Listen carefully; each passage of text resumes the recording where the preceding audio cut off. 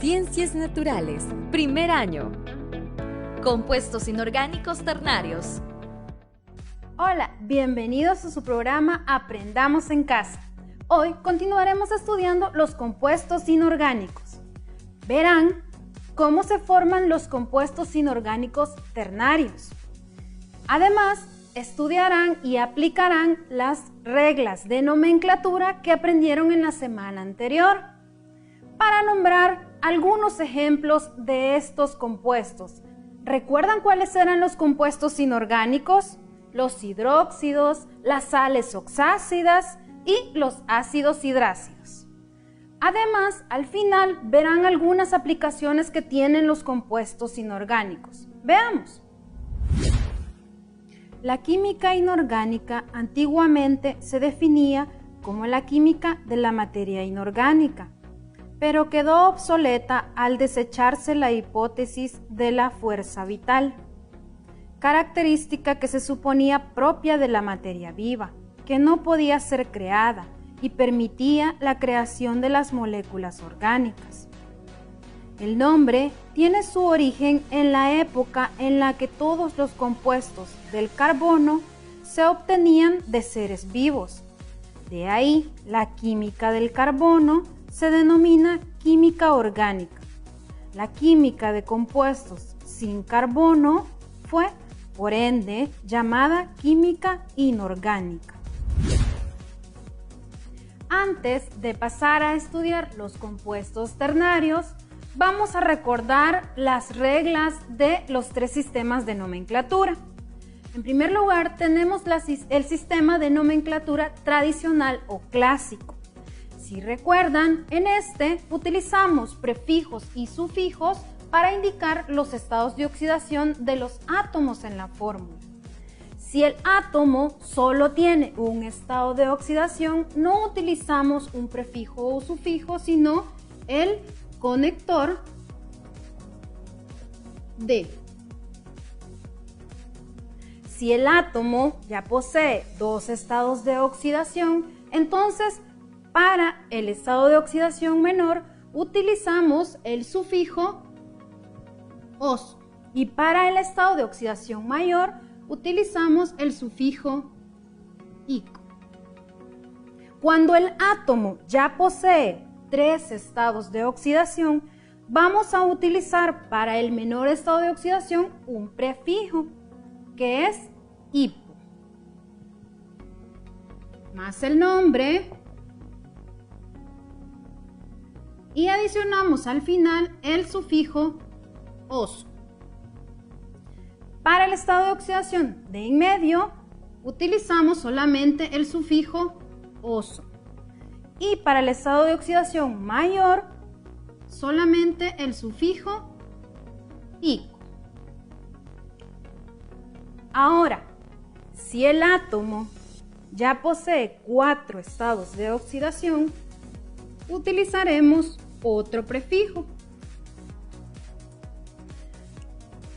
Si el átomo posee estado de oxidación más 1, por ejemplo, utilizamos el prefijo hipo más el nombre más el sufijo oso. Para el segundo estado de oxidación, que podría ser, por ejemplo, más 2, utilizamos solamente el sufijo oso. Como hay un tercer estado de oxidación, con este caso estoy tomando de ejemplo más 3, utilizamos solamente el sufijo ico. Y para el cuarto estado de oxidación, utilizamos el prefijo per más el nombre y adicionamos el sufijo ico. Bien, este es el sistema tradicional. Ahora, si recuerdan, el sistema estequiométrico o sistemático solamente utiliza prefijos numéricos para indicar la cantidad de átomos presentes en la fórmula. Solo hay una cosa: cuando solo hay uno, se utiliza el prefijo mono. Pero este prefijo no se utiliza cuando el primer átomo de la fórmula solo aparece una vez. Es decir, si por ejemplo fuera el potasio, no diré monopotasio, a excepción del oxígeno, por lo que cuando el oxígeno aparece en primer lugar, sí vamos a utilizar la palabra monóxido. Para lo siguiente será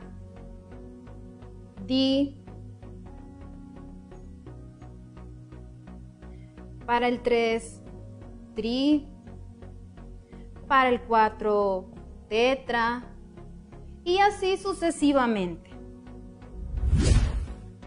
Ahora tenemos el sistema Stock. Recuerdan que para este utilizábamos números romanos que nos sirven para indicar el estado de oxidación de los elementos que están presentes en la fórmula. Tomaré ejemplos de los compuestos que estudiamos la semana anterior. Por ejemplo, si tenemos el óxido de hierro, pero tenemos dos óxidos de hierro. ¿Cómo hacemos para nombrar cada uno? Bien, por el sistema Stock lo llamaremos óxidos de hierro a ambos. Óxido de hierro y óxido de hierro. ¿Por qué ambos son óxidos de hierro? Pero para diferenciarlos o identificarlos a cada uno, utilizamos los números romanos. En este caso, el hierro tiene estado de oxidación más 2 y este tiene estado de oxidación más 3. Y así identificamos el estado de oxidación del hierro en dos compuestos diferentes. Bien, iniciamos estudiando los hidróxidos. Estos compuestos están formados por la combinación de un óxido metálico más agua.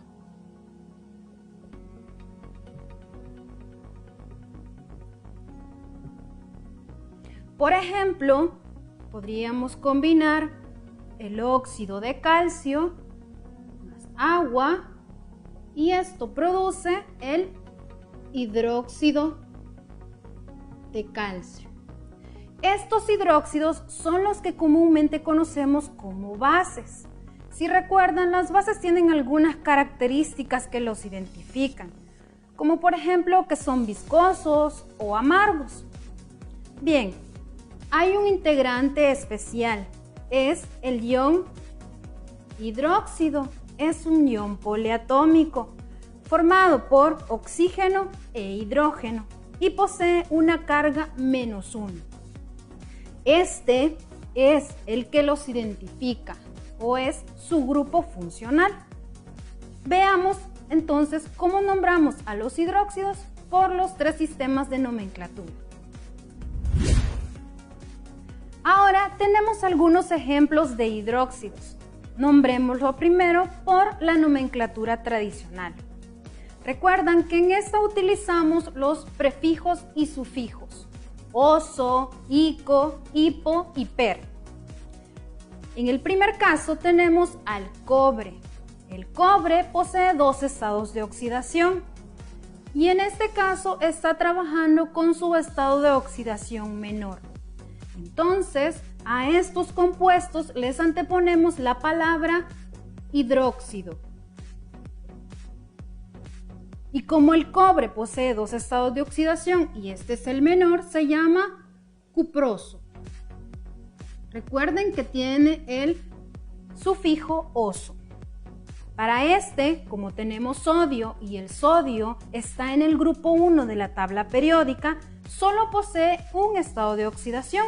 Entonces no utilizamos prefijos o sufijos, sino que solamente lo llamamos hidróxido de sodio. Tenemos el siguiente con el átomo de calcio. El calcio está en el grupo 2 de la tabla periódica. también solo posee un estado de oxidación, así que solamente lo llamamos hidróxido de calcio. Ahora tenemos al hierro. El hierro posee dos estados de oxidación y en este caso está con su estado de oxidación mayor. Entonces se llama hidróxido férrico con la terminación ico.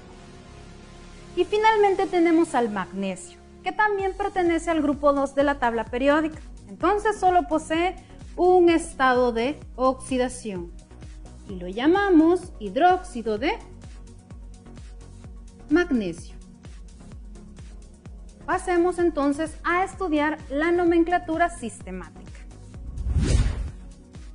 Recuerden que en el sistemático utilizamos prefijos numéricos como mono, di o tri, pero que cuando los átomos solo aparecen una vez y es el primer átomo de la fórmula, no utilizamos el prefijo mono. Entonces, en este caso, para el cobre, que solo aparece una vez, se llama solamente hidróxido de cobre. Para este también, hidróxido de sodio. Ahora que ya tenemos dos hidróxidos, entonces sí lo llamamos dihidróxido de calcio. Ahora hay tres, entonces es trihidróxido de hierro. Y finalmente tenemos el dihidróxido de magnesio. Si lo notan, esta es la nomenclatura más fácil y es la oficial. Ahora nombremos los mismos compuestos por el sistema Stock. Para el primero tenemos al cobre. Ya había mencionado que es cobre más 1. Entonces lo llamamos hidróxido de cobre y entre paréntesis 1, indicando su estado de oxidación. Para el siguiente lo llamamos hidróxido de sodio, pero como el sodio solo posee un estado de oxidación, no es necesario indicarlo. A este lo llamamos hidróxido de calcio. De nuevo, no es necesario indicar su estado de oxidación, pues el calcio también solo posee uno. Y tenemos el hidróxido de hierro. E indicamos 3, su estado de oxidación. Finalmente, hidróxido de magnesio, sin indicar su estado de oxidación. Otro tipo de compuestos ternarios son los ácidos oxácidos. Estos se forman por la combinación de un óxido ácido más agua.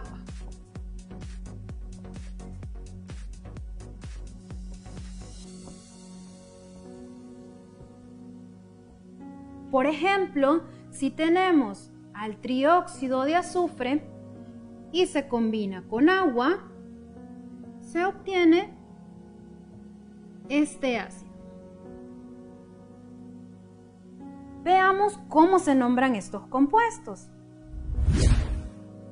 Los ácidos oxácidos suelen nombrarse solamente por la nomenclatura tradicional. Debemos de tomar en cuenta que los ácidos oxácidos, como provienen de un óxido ácido, se forma un anión poliatómico. Estos aniones tienen sus nombres establecidos Y como les mencioné en la clase anterior, los pueden encontrar en los libros o en internet.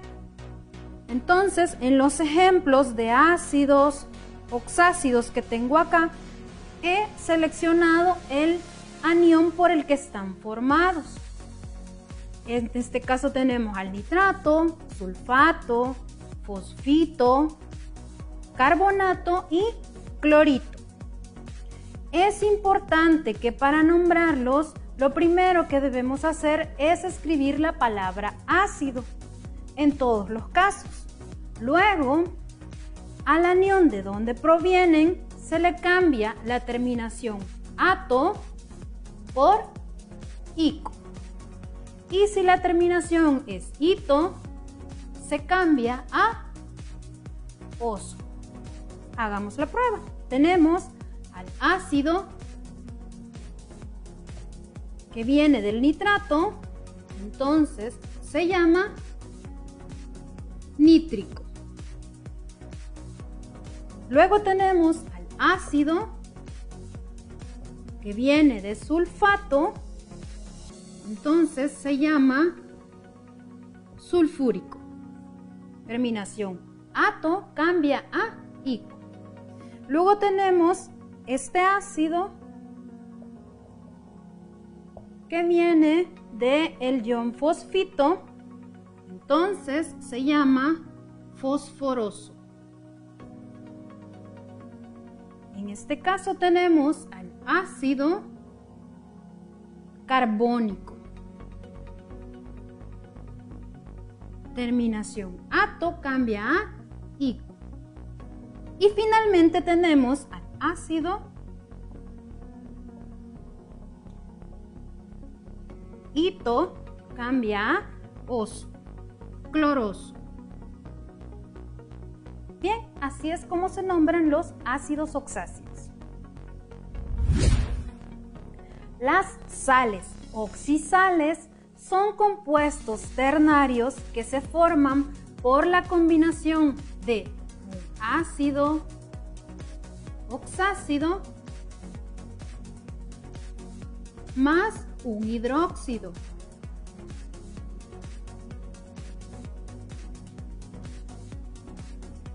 Por ejemplo, hemos estudiado ya al hidróxido de calcio y también estudiamos al ácido sulfúrico. Cuando ellos se combinan, forman una sal que está formada por calcio y sulfato.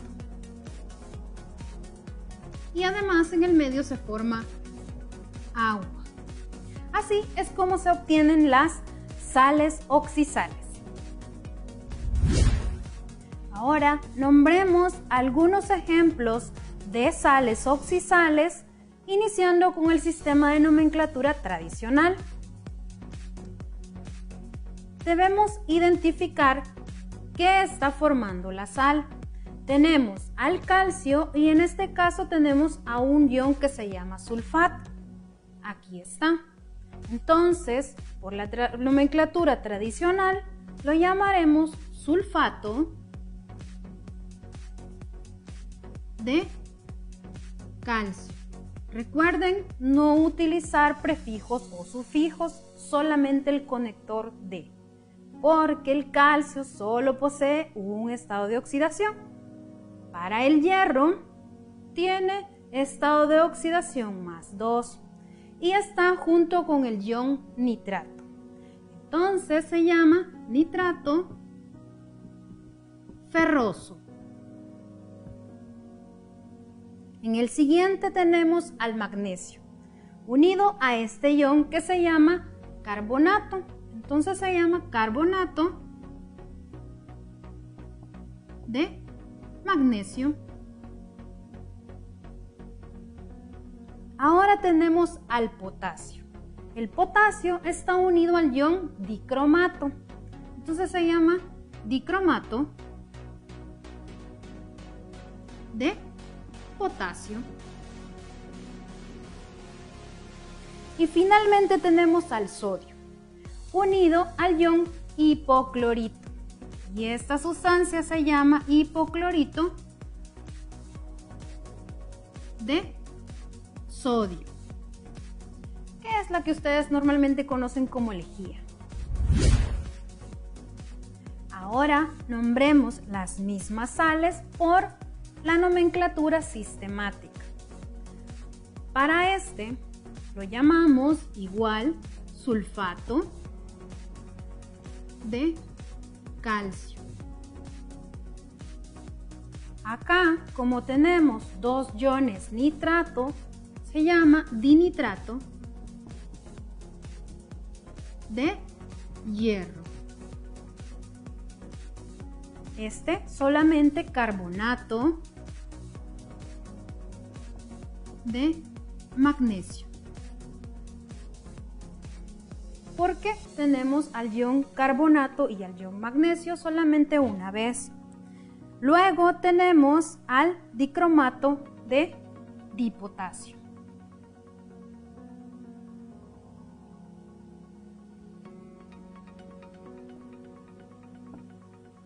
Y finalmente tenemos el ion hipoclorito y ion sodio. Entonces se llama hipoclorito de sodio. Si notan, en algunos casos, sobre todo cuando se tienen iones del grupo 1 y grupo 2 de la tabla periódica, se nombran igual por las tres nomenclaturas. Finalmente, nombremos las mismas sales por el sistema de nomenclatura Stock. Para el primero se va a llamar sulfato de calcio. El siguiente, como el hierro es 2 y está formado con el ion nitrato, se llama nitrato de hierro e indicamos el estado de oxidación 2. Este es solamente carbonato de magnesio.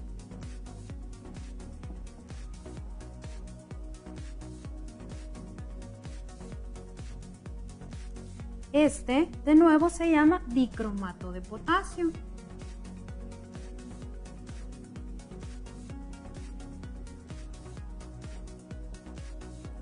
Y este también se llama hipoclorito de sodio.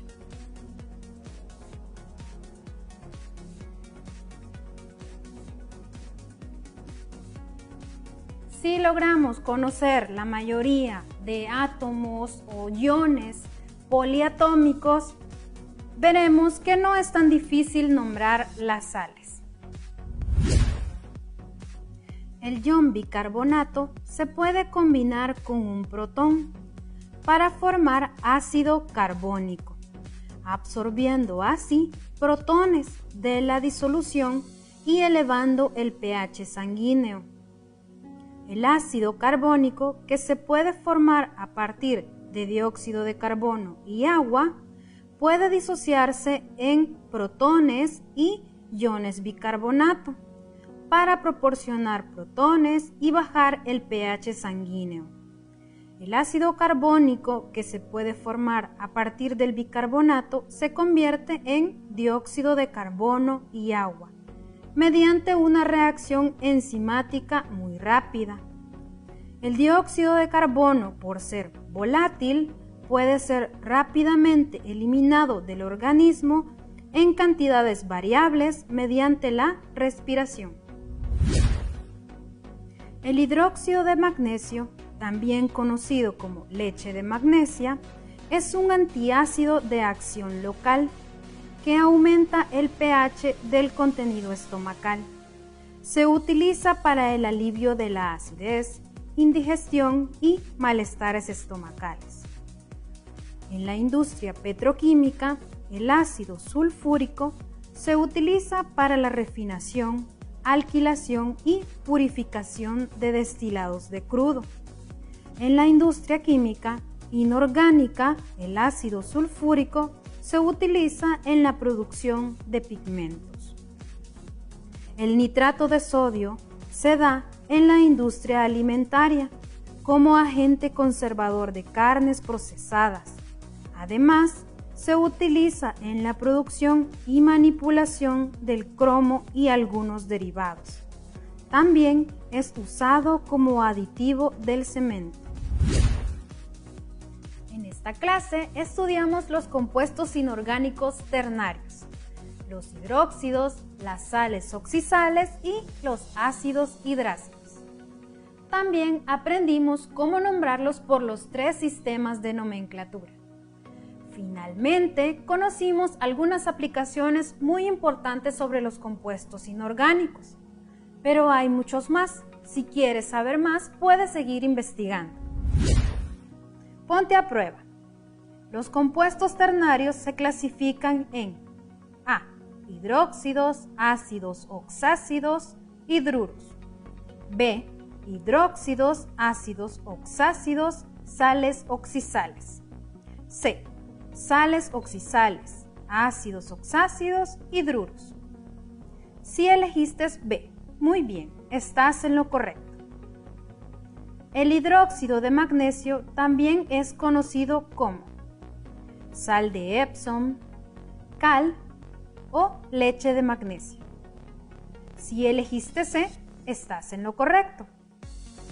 En la industria química inorgánica se utiliza en la producción de pigmentos. A. Hidróxido de magnesio. B. Nitrato de sodio. C. Ácido sulfúrico. Si elegiste C, ácido sulfúrico, elegiste la respuesta correcta.